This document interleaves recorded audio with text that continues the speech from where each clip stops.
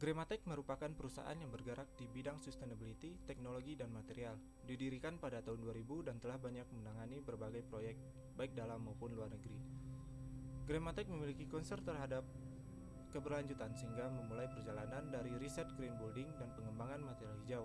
Grematek mengembangkan usaha di ranah proyek konstruksi green building dengan penggunaan material dan teknologi yang dapat menunjang keberlanjutan bangunan. Grematek hadir dengan inovasi pada bidang sustainability, teknologi material. Perusahaan ini memiliki visi yang bertujuan untuk mewujudkan pembangunan kota hijau melalui penyediaan dan pengembangan material ramah lingkungan, guna menjamin keberlanjutan serta tanggung jawab terhadap lingkungan. Dengan visi menyediakan material bangunan ramah lingkungan, mengembangkan riset material ramah lingkungan, meningkatkan kesadaran akan isu lingkungan.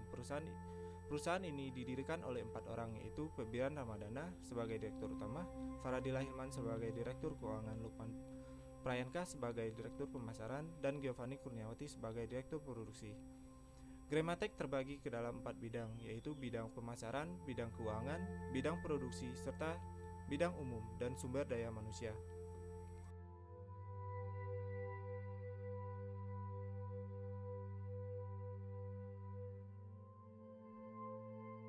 Selanjutnya bagian kedua yaitu analisis permasalahan.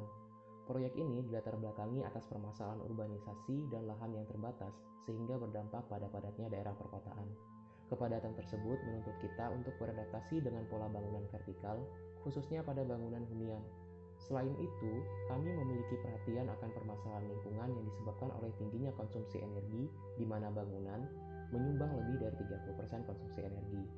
Permasalahan ini sangat nyata terlihat pada kota-kota besar seperti Jakarta.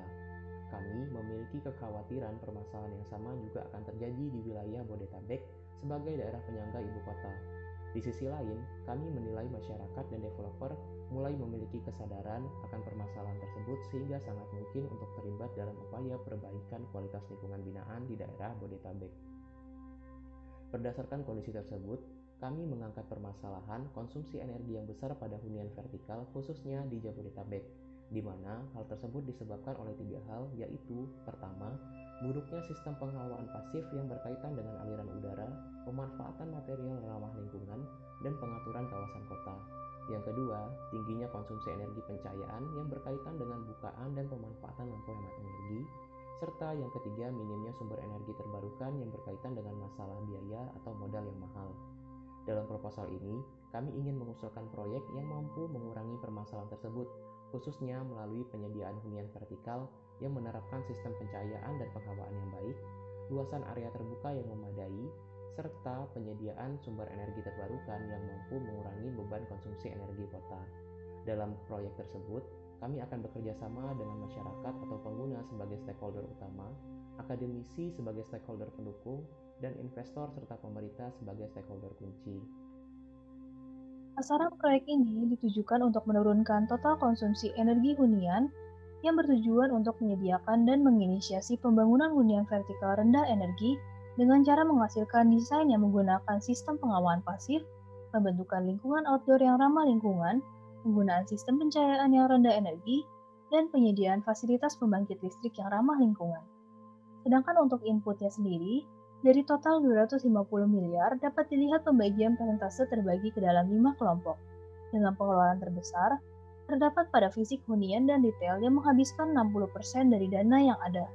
Diikuti dengan lahan dan pengembangan lahan sebesar 24%, desain dan perencanaan 8%, operasional dan pelatihan 6%, dan terakhir ada pada bagian landscape sebesar 2%.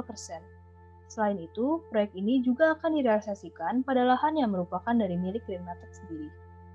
Masuk ke bagian Project Feasibility Study, namun pada bagian ini dapat dilihat lebih lengkap pada bagian laporan proposal. Selanjutnya, bagian ketiga yaitu usulan proyek. Pada bagian usulan proyek, dapat dilihat lokasi yang dipilih merupakan bagian dari master plan kawasan Citraland Cibubur seluas 1 hektar, dengan fungsi komersil dan apartemen.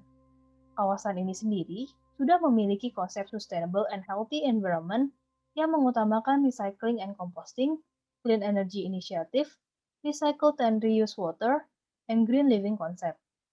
Untuk tipe unitnya sendiri, terbagi menjadi 4 tipe dengan konsep proyek green space yang diterapkan melalui penggunaan ruang terbuka hijau sebesar 30% dari luas lahan yang ada dan adanya penambahan dari vertical garden. Sedangkan untuk konsep kedua yaitu energi saving, diterapkan melalui penggunaan lampu hemat energi, pemberian bukaan yang besar untuk memaksimalkan pencahayaan alami, serta pemberian panel surya sebagai tambahan dalam penyedia listrik dalam proyek ini. Berikut dapat disaksikan sekilas mengenai gambaran dari proyek kami.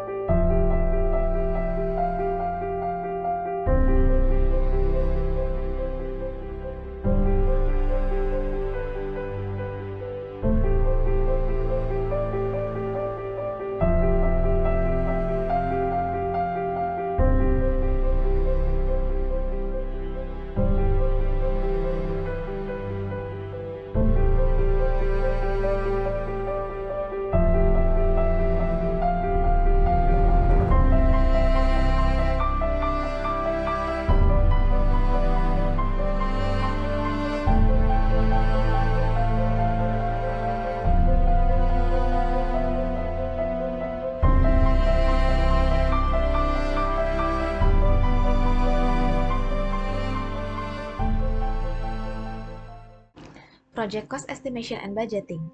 Pekerjaan konstruksi bangunan terdiri atas beberapa bagian, di antaranya yang pertama pekerjaan pondasi dan struktur dengan persentase harga sebesar 40,6% dengan harga senilai 105,63 miliar. Yang kedua, pekerjaan fisik arsitektur dengan persentase harga sebesar 25,2% dengan harga senilai 65,6 miliar.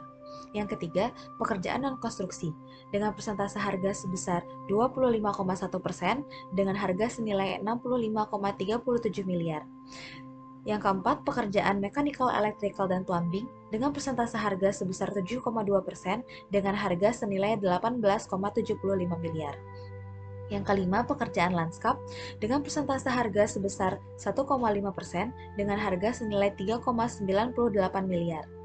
Dan yang terakhir, pekerjaan persiapan dengan persentase harga sebesar 0,3% dengan harga senilai 0,76 miliar. Sumber pendapatan. Pendapatan proyek berasal dari penjualan unit apartemen dan sewa retail. Untuk penjualan unit apartemen terdiri dari tipe A sebanyak 14 unit dengan harga 2,6 miliar per unit, tipe B sebanyak 28 unit dengan harga 2,2 miliar per unit, tipe C sebanyak 119 unit dengan harga 1,4 miliar per unit, dan tipe D sebanyak 126 unit dengan harga 1 miliar per unit.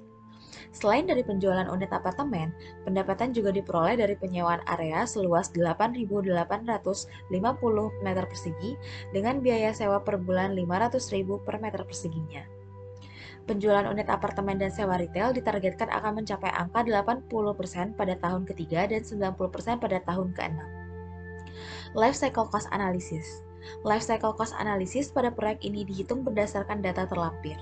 Tingkat suku bunga sebesar 6%, periode analisa setiap 5 tahun, present time atau tahun kenal proyek jatuh pada tahun 2021, dan inflasi yang diabaikan, sehingga akan diperoleh pendapatan sebagai berikut.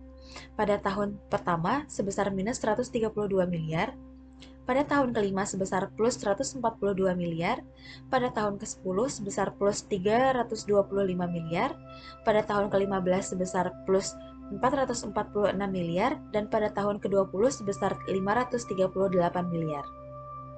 Pendapatan berikut merupakan pendapatan bersih yang mana sudah dikurangi dengan modal. Kami memperkirakan kondisi payback atau balik modal akan tercapai antara tahun kedua sampai tahun ketiga. Proyeksi pendapatan bersih proyek selama 20 tahun digambarkan pada grafik berikut. Pada tahun ke-21 dan selanjutnya, pendapatan proyek akan stagnan karena seluruh unit apartemen diasumsikan sudah terjual serta pendapatan hanya diperoleh melalui penyewaan area retail.